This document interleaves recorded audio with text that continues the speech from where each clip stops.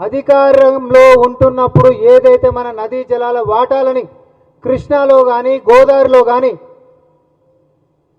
పక్కనోళ్ళకి దోచిపెట్టి తెలంగాణకి ద్రోహం చేసినటువంటి తెలంగాణ ద్రోహులు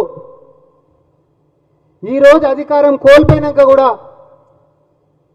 మరి అదే పక్క రాష్ట్రంలో అధికారంలో ఉంటున్నటువంటి ప్రముఖ వ్యక్తులు కేటీఆర్ గారిని నేను సూటిగా సవాల్ చేస్తా ఉన్నా. ఇక్కడ బంకచెర్ల విషయం ఇంత సీరియస్గా నడుస్తుంటే అధికారికంగా ప్రజాపాలనలో నాయకులం అందరం కలిసి తెలంగాణ ప్రజల మద్దతుతోటి అధికారికంగా ఒక ఉద్యమం చేస్తుంటే మన వాటాల కోసము బంకచెర్ల నాపాలని చెప్పి ఢిల్లీకి మన నాయకులు తిరుగుతుంటే కేంద్రం మీద ఒత్తిడి చేస్తుంటే నువ్వు పక్క రాష్ట్రంలో నారా లోకేష్ తోటి సీక్రెట్ మంతనాలు దేనికోసం చేస్తున్నావు కేటీఆర్? నీకు పక్క రాష్ట్రంలో నారా లోకేష్ గారితో నువ్వు కూర్చొని చర్చించింది నిజమా కాదా?